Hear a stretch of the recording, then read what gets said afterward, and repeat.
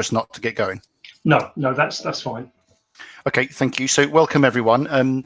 I'm standing in for Mike Gascoigne, who had a bit of a diary clash this evening as chair, and Ash can't make it. So I'll be chairing this evening's meeting.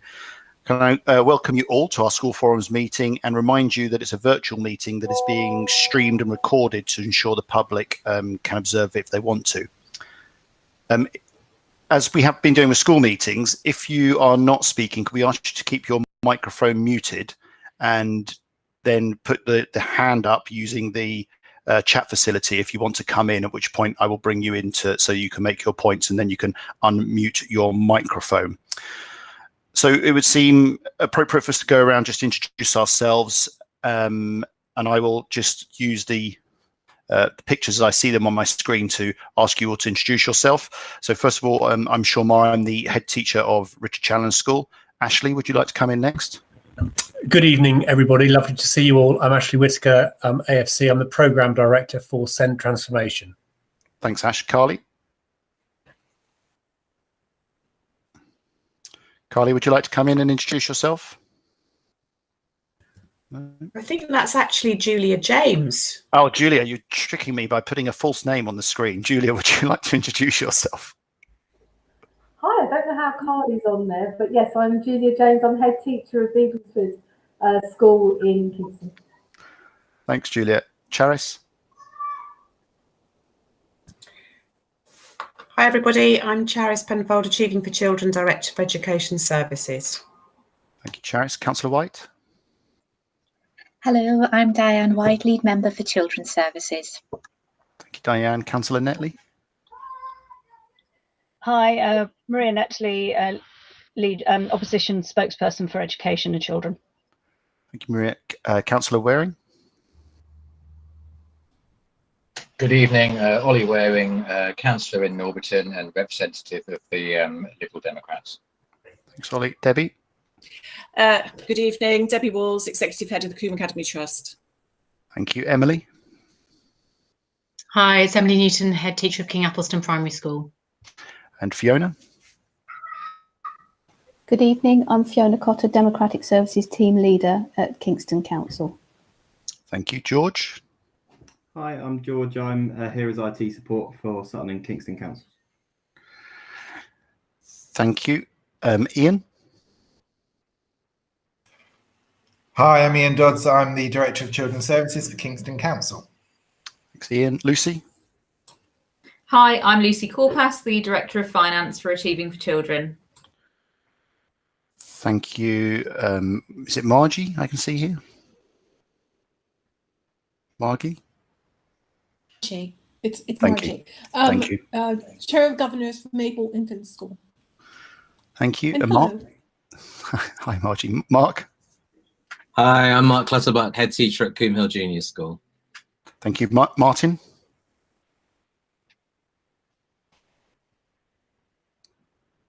No, Martin? Okay. Peter? Good evening, Pete Bolton, Head Teacher at Robin Hood Primary School. Thanks, Peter. Richard? Hi everyone, Richard Williamson, Governor at Alexandra School. Thank you, Richard. Sam? Hi, Samantha Axley, Head Teacher of Malden Oaks. Tom? Tom Gibson, Head Teacher at Holy Cross School. Good evening. Tracy? Hi, Tracy Coaten, Head Teacher of Christchurch Primary, Surbiton. And is it Michelle? Have I missed anyone? Not introduced themselves?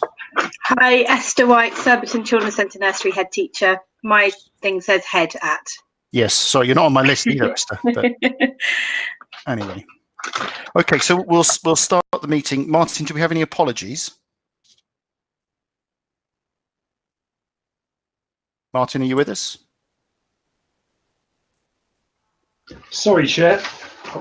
The apologies for tonight are from Rachel Nye, Ian Keary, Mike Gascoigne and Ash Ali.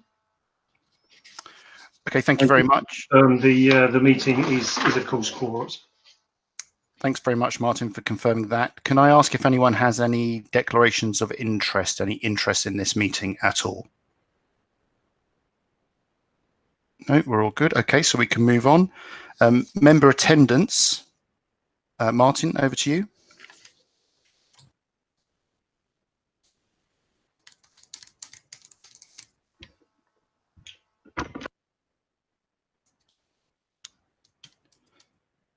Okay, I think I can do that one. Thanks, So Sophie. in terms of member attendance, we're just confirming that there is one governor vacancy and one early years PVI vacancy, and both those vacancies will be advertised via the normal mechanism. So we hope to fill those vacancies soon. But if anyone obviously at forum does have colleagues who they feel would be helpful on the schools forum, then do feel free to let them know about those vacancies. Thank you, Lucy. Moving on to the minutes of the last meeting, I assume you've all received a copy of the minutes and had a chance to go through them.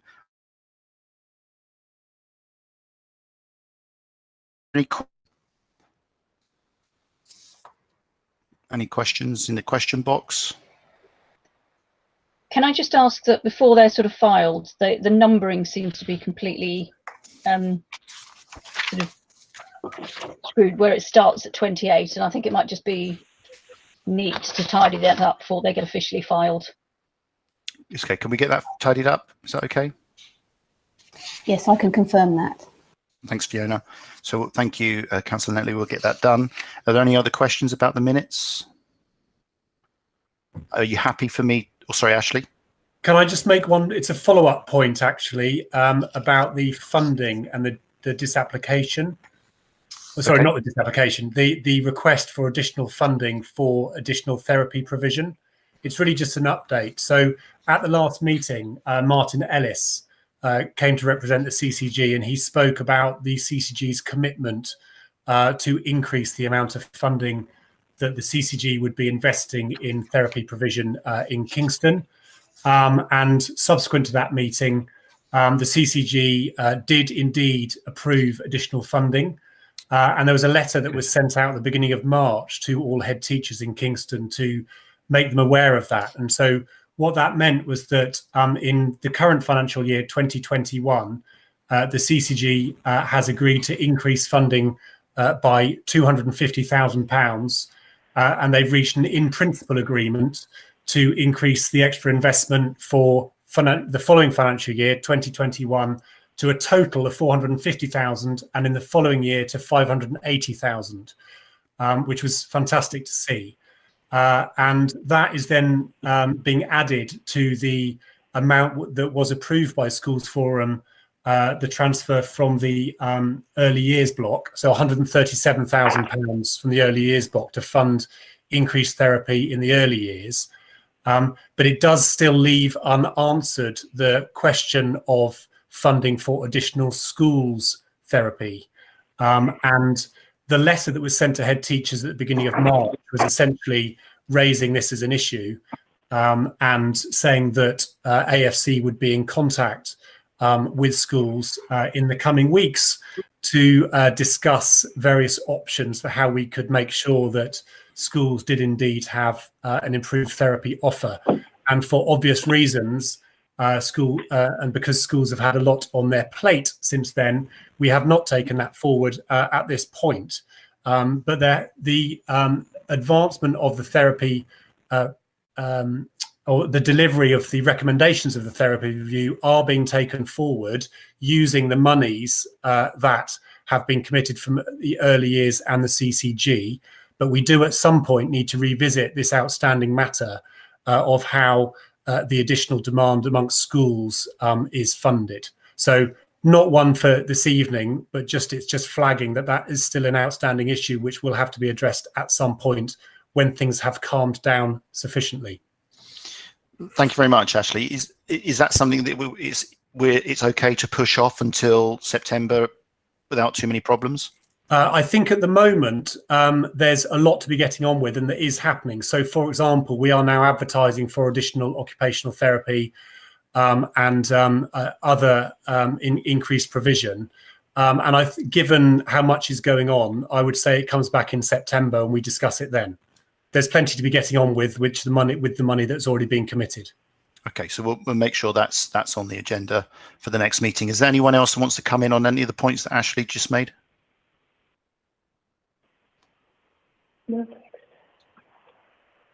So if we're happy then, are you happy for me to sign these minutes as a true and honest reflection of the last meeting? Please put a question mark now if you're unhappy for me to do that. Yes, I'm happy. Thank you. Martin, do you know, can you just confirm who's just joined the meeting? Yes, Chair. Michelle Akintoy is just joined by telephone. Thank you. Thank you. Michelle, lovely to have you with us. Thank you for having me. No problem. So we'll move on to the next item on the agenda, which is the 2021 schemes for financing schools. And I'm going to hand you over to Lucy, who's going to walk us through it. Yeah, thanks, Chair. So there's a detailed report in the pack and an even more detailed annex to that summary report. So essentially, this is the proposed scheme for financing schools for the 2021 financial year. It only relates to maintained schools, and schools forum members are required to approve a scheme each year. The scheme essentially sets out a set of financial rules which maintained schools must follow. So, for example, it outlines procurement rules, the limits in terms of carrying forward surplus balances. Hopefully you're all familiar with the scheme as it stands. Important to note that the Kingston scheme essentially replicates the DfE recommended model. There aren't really any local tweaks other than the reserve limits, which have been in the scheme for a number of years, and there are no proposed changes to those limits. The DfE haven't issued any directed revisions to the scheme this year, but there are two proposed updates. The first one is around just updating the procurement thresholds to make sure that they align with the latest EU contract thresholds. And the second one is just to add in information about the Secretary of State's risk protection arrangement. So essentially that is an alternative to commercial insurance that I think academies have been able to buy into for a number of years. And the scheme has now been extended to maintain schools as well, if they wish to look at that as an option for their local insurance arrangements. So I'm happy to take any questions, very minor changes this year. And essentially, we are asking schools or maintained schools forum members to approve this scheme so that we can publish and circulate it to all schools. Thank you, Lucy. Martin, were there any questions in advance sent through? No, Chair, no questions sent in advance. Does anyone have any questions of Lucy at this time? So assuming there's no questions then, can I ask those on maintained schools to approve the new scheme by indicating in the comments section if you do not approve the scheme? So don't comment if you're happy with it. If you do not approve the scheme, please put a question mark in the box now.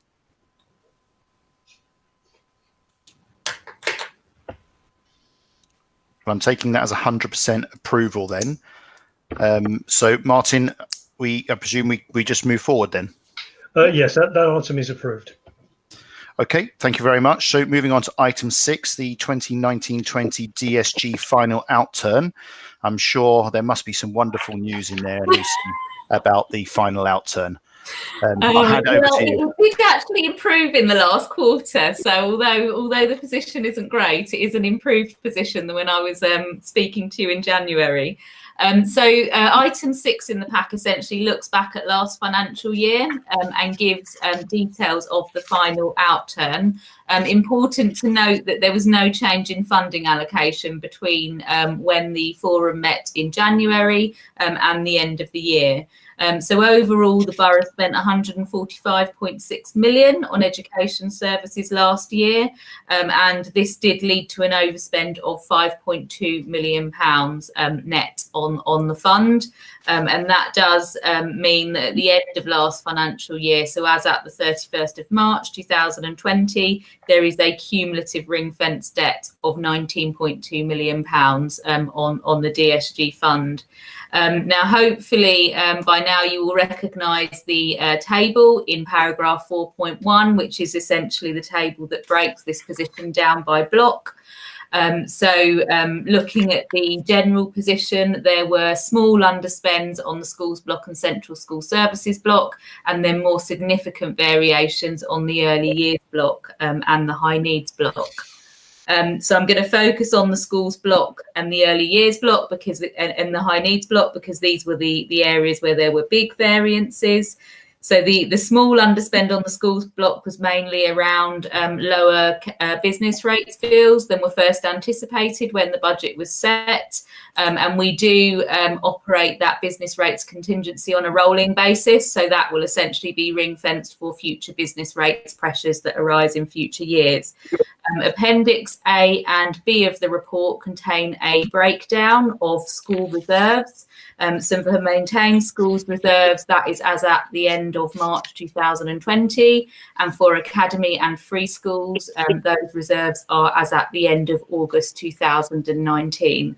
And the reason for those different dates is it essentially reflects the differences in financial years of different types of schools. Both academy and maintained school balances reduced overall.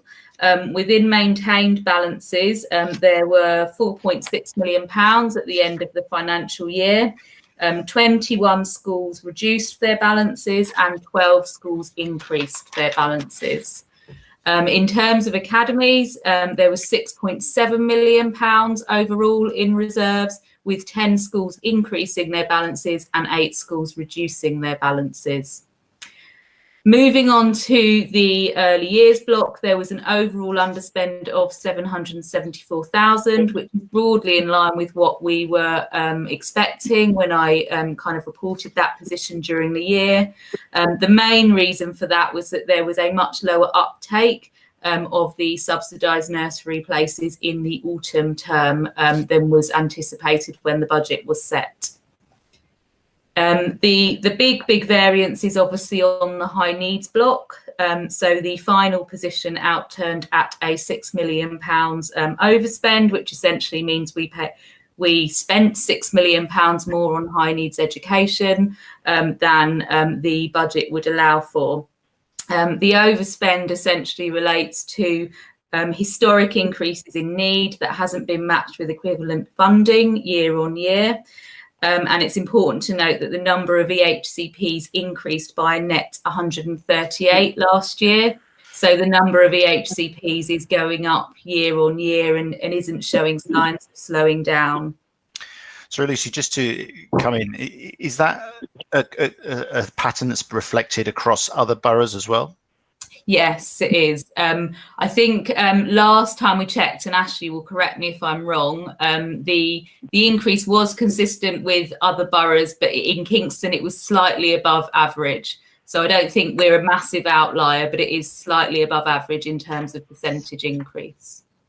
And have we received any information at all on high needs funding and whether there'll be any change in that moving forward? So there is additional money for this financial year. Yes. I think we briefly spoke about that in January. Unfortunately, because of the level of increase each year, that additional money is likely to match the cost of the new need that is likely to appear in the system in 2020-21. And is unlikely to deal with that sort of historic shortfall. So positive that there is additional money, but unfortunately it's not enough to bring the high needs block back into balance. Yeah, that's what I thought. One really positive thing though is that year on year the average cost of an EHCP is going down, which is obviously helping the position. So I think it's true to say that if we didn't have the SEN transformation plan and all the activity that I know, schools as well as AFC offices are working on, then the position would be much worse. Unfortunately, that activity just isn't enough to balance off the position. There's no formal requirement this year to submit a revised deficit recovery plan. So forum members will probably remember last year we had to submit a deficit recovery plan at the end of June. Although there's no formal requirement to submit a new plan, we are planning to update the existing plan, and Ashley is leading on that piece of work, and so we would expect lots of engagement with schools over the coming months about how, you know, we update that plan and the kind of the content of that plan. And Lucy, sorry to interrupt. Does the time frame for that plan remain the same as it was in terms of getting that deficit down? Well, so the existing plan doesn't balance out the position. Yeah. It's a 5-year plan, but it doesn't resolve, you know, the cumulative debt or balance out the position. One of the main things that we need to do in updating the plan is to reflect on sort of what actions from a financial perspective have and hasn't worked. And it's important to note that that plan doesn't just look at the finance, it also looks at the kind of service improvement journey as well. So there's a balance, you know, there's a balance between the two. But we don't have a plan at the moment that would balance out the position. And the council, as well as AFC, is in regular contact with the DFE about that position. You members may be aware that there was some additional guidance that came out in the last quarter of last financial year. So a couple of things happened. So the dedicated school grant terms and conditions were updated, the associated regulations were updated, and there was also additional accounting guidance issued by SIPFA. Essentially, so those changes didn't kind of provide a solution in Kingston. What it did do was emphasise and more formally say that actually the DSG fund is a ring-fenced fund. There isn't an expectation that the council would subsidise that fund from general fund resources. And actually it strengthens that position in that it says if the council wishes to do that, it would need Secretary of State approval to apply alternative sources of funding to help resolve, you know, the high needs issues. The terms and conditions of the grant essentially say that if there's a deficit, it should be carried forward as a deficit, i.e. as a negative balance in the council's balance sheet, which is what we have been doing. And it essentially says that that deficit should be applied to future years' DSG grant allocations. And that's where there's an issue for Kingston, because if we did apply that debt to, for example, this year's grant allocation, we would be unable to meet the statutory duty in terms of high needs education because there just wouldn't be enough money. We have obviously explained that to the DFE, and they do, you know, understand that position. But as yet, we don't have a kind of formal solution from them. And I guess part of the solution needs to be, you know, doing everything we can locally in terms of the plan, but, you know, there also needs to be a funding or a funding mechanism solution as well. I think it probably needs to be a combination of all those things. Is there any questions?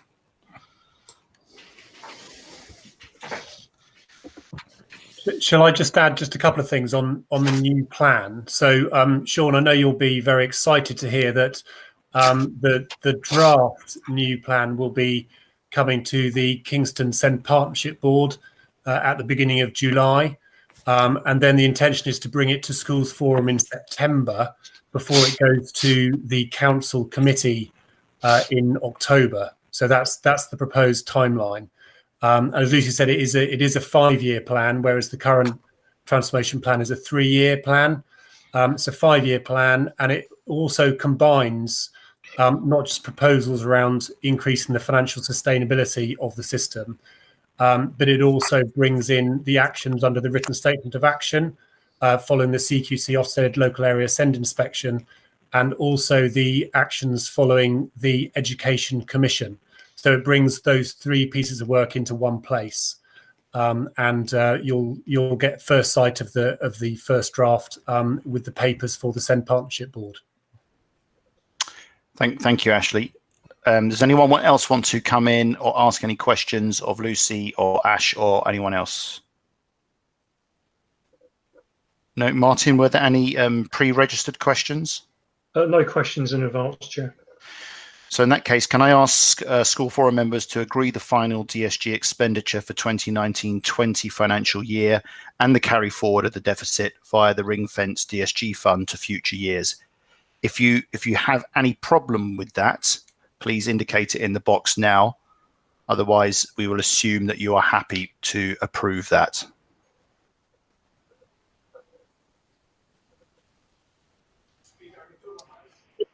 Okay. So I think we're okay then. Thank you very much. To move on to the next item, and that is the 2021 financial update and budget setting for 21-22. And again, I'm going to hand you over to Lucy, who's going to walk us through it. Yeah, so this report moves us on to the new financial year. The table in paragraph 3.1 essentially outlines the new year budget. So the budget has been set at 149.6 million, which essentially matches the 2020-21 DSG grant allocation and is in line with the budget that we discussed at Forum in January and was later approved by the Council at the end of February. The table in paragraph 4.1 is hopefully the table that you will recognise, that gives the summary position. This position, important to note, includes an allowance for what we call future demand. So that's essentially EHCPs that have not yet come into the system, but there is an estimate, as it were, of the financial value of EHCPs that will come into the system by the end of this financial year. And the reason we do that is to make sure that actually in these papers we are presenting our best estimate of where we will be at the end of the financial year, even though we don't have perfect information at the moment. We are currently expecting to spend £5.1 million more than the grant allocation. Obviously a big number again, but not a surprise when we look at, the escalations of number of EHCPs and the amount of funding that is in the system. The key area of pressure remains the high needs block, and it's important to note that in the first 2 months of the year, so as at the point that this report was written, there was already a net increase of 22 new plans. So that would indicate that we are, expecting a similar increase as we had last year. There's obviously a bit of additional uncertainty this year about what the impact of COVID will be, particularly on high needs. So there is a risk, obviously, that children's needs escalate, which could lead to more EHCPs being needed, or I guess more complex EHCPs being needed. Additional funding has been received from government this year, as I said earlier, and I know that has been included obviously in schools' individual budgets, but also in the high needs block budget. And broadly speaking, that additional spend is expected to cover the cost of additional EHCPs this year. It's important, I guess, given the position, that there is a continued focus on, reducing average costs and delivering education as cost effectively as we can, whilst continuing to meet the needs of children and young people. Specific areas of focus are obviously in providing adequate local places, so that we only have to use the independent sector when needs can't be met locally. There is a focus around commissioning to make sure that when we do commission places from schools, that is done in a cost effective and efficient way.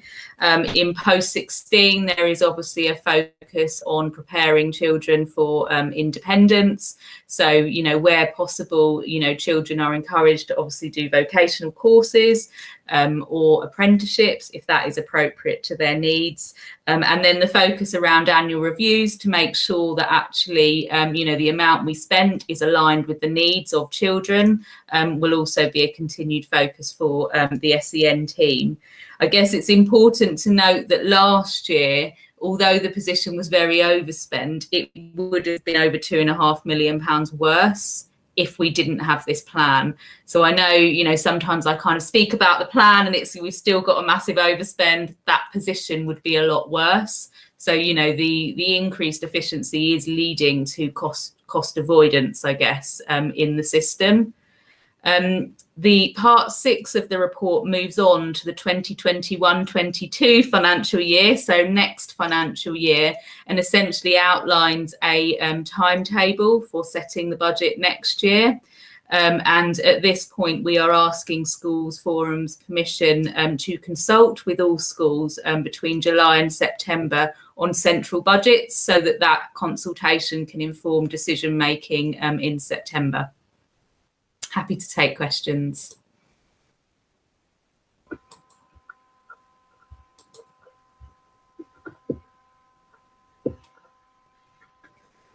Oh, I think you're muted, Sean. My wife says it's much better that way, actually, but I'll come in and speak. Charis, I didn't know whether you wanted to come in at all on the work that's been done with the teams around education and healthcare plans to bring that spend down before we move on, because I know a lot of work's gone on over the course of this year, and certainly we've seen that at Chandler. I don't know if there's any comments you wanted to make on that. Thank you, Sean. You're right, and a big part of that, as many of you sitting here have contributed to, is the increase in local provision, which has been good. And has enabled the cost of some of those plans not to be in the independent sectors. That has been really positive. And the new plan looks at a particular focus on the 16 to 25 age group. And we feel, Anna's working very closely with the Preparing for Adulthood team, we feel that there is some quite dynamic work that we could do there across health and adult social care as well. So yeah, the average cost is going down, but the requests are currently pretty similar to previous years. The requests we have are predominantly primary, and that has shifted a little bit from phases. So that's quite interesting. And almost a huge focus, I suppose, across those primary requests for children with ASD. So coming back to, you know, some of the things that I think we could work on and support locally is again about that confidence for all school practitioners and teams to be really confident in supporting children, young people with those particular needs. And also we've got the new free school where the provider is soon to be announced, and actually that will be an ASD specialism within the borough. So again, that should really help to make us feel, I suppose, across the board really competent in supporting those teams. But Lucy mentioned the potential impact of what could happen next, and I suppose that is there within, as you know, an already very stretched system, you know, which, you know, every increase and every sort of 22, you know, per quarter or per couple of months is another 22 annual reviews and another 22 to be supported within the system. So it continues to grow, although we are doing well with local provision. Yeah. Thank you, Charis. Do you know if with that early intervention and that early recognition, are we now starting to get to a point at all where some of the sort of high spend EHC plans are dropping off as children move into secondary education, or are they still sort of staying with them as they move through? We haven't seen that yet. We're doing a bit of work. Anna's doing a bit of work. We've got a new post who's the AD for People Support around some of those transition, I suppose, year 5, 6 requests, and perhaps what we could do differently with some of those. No, I have to say, to be perfectly honest, we're not seeing a decrease in I suppose, in level of need as children transfer at this point in time. Some of those things we invested in that we hoped would change and shift. Apart from the investment in local provision, I would say that's been the most significant impact that we've had, which is good all round, isn't it? Because it's good for children, it's good for families, and it's good for travel and all those other things. Excellent, thank you, Charis. Margie, did you want to come in with a comment?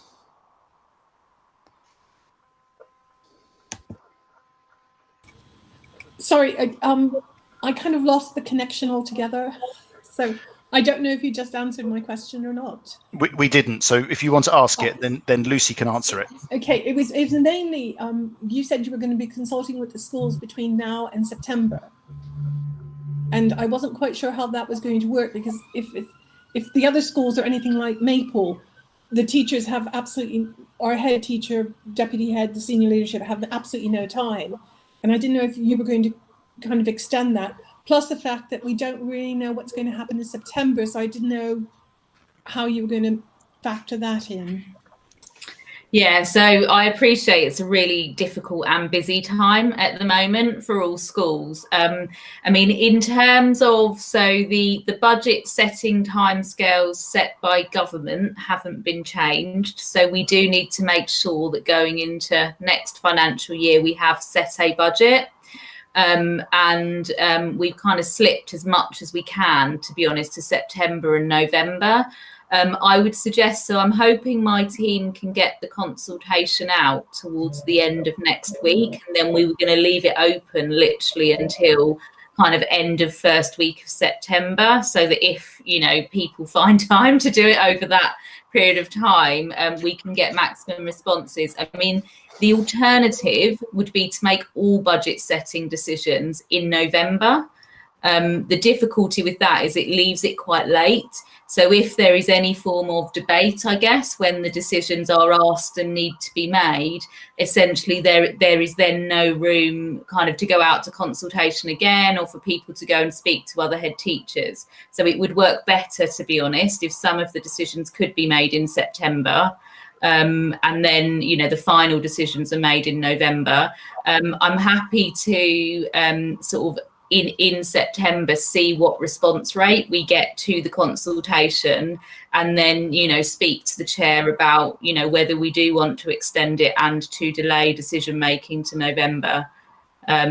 My concern around that is it would limit sort of the, you know, the potential for having a discussion at schools forum and then delaying some decisions if there needed to be more discussion around things. Thank you, Lucy. Do other heads want to come in? Will you have time to chat to your colleagues, secondary, primary colleagues, about the consultation and respond in time? Because I think certainly the secondary heads, we would want to discuss that as a group. Do any other head teachers want to come in on that? So if we're okay, perhaps we should suggest we go with Lucy's recommendation, see what the response rate is like, and if there is a low response, or we feel there are any problems in September, we can push it off or move on in September. Is that a sensible and agreeable way forward? Okay, so do I have to formally ask Lucy that the members confirm they're happy for the consultation to be issued? If you're not happy, please indicate in the chat box. Okay, so we'll say that's approved, and we can move on to item number 8. And I need to ask members to indicate in the comment section if they have any other business. This must be the shortest schools forum meeting we have ever had. Can someone pass that on to Mike Gascoigne? Clearly, it's the chairmanship that has moved things along swiftly tonight. So seriously, has anyone got any other business that they would like to raise with members before we close off the meeting?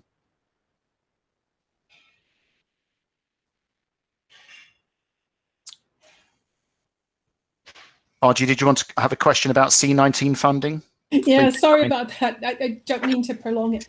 No problem at all. There seem to be 2 different funds going around. One is a fund that we can tap into to cover expenses that happen because of COVID-19, so like extra cleaning and everything else.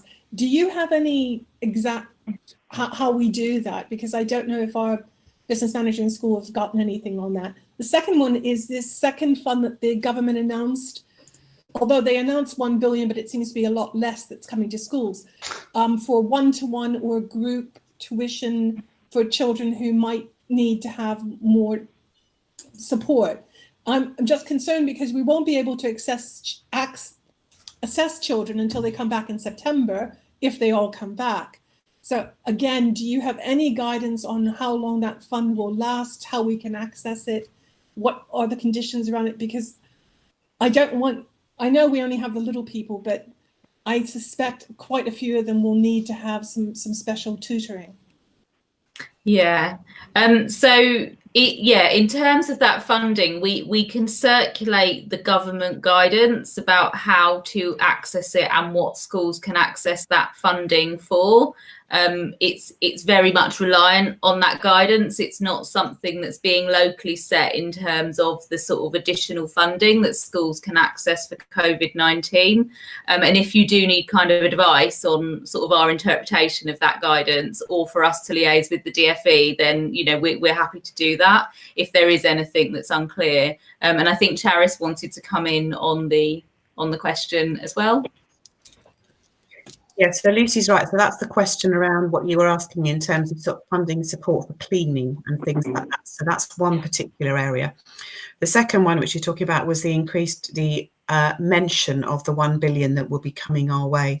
And the simple answer is that we know absolutely nothing about it whatsoever, apart from what you have heard on the news.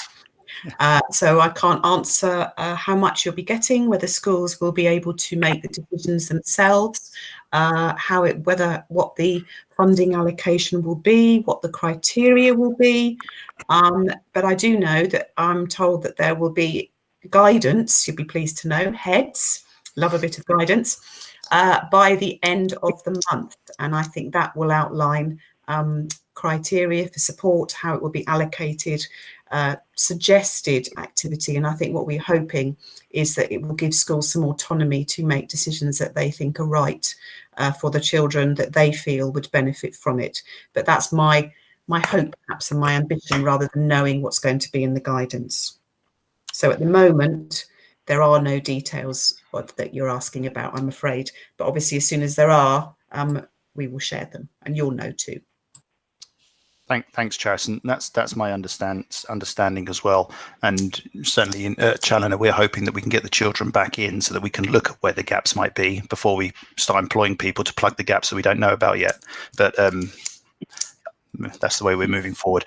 So are there any other points that people want to bring up today?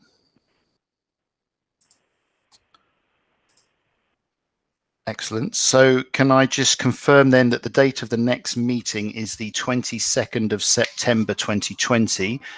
Can you confirm, Martin, at this stage whether we are planning to do that meeting live or whether we're planning to do that virtually? I'm assuming we'll be back up and live. I think it's probably a bit too early to say at the moment. Kingston's meetings are generally scheduled to be online until a bit later than that, but obviously we'll have to wait and see what the situation is a bit nearer that time. We'll play it by ear then, I guess. Yeah. Okay.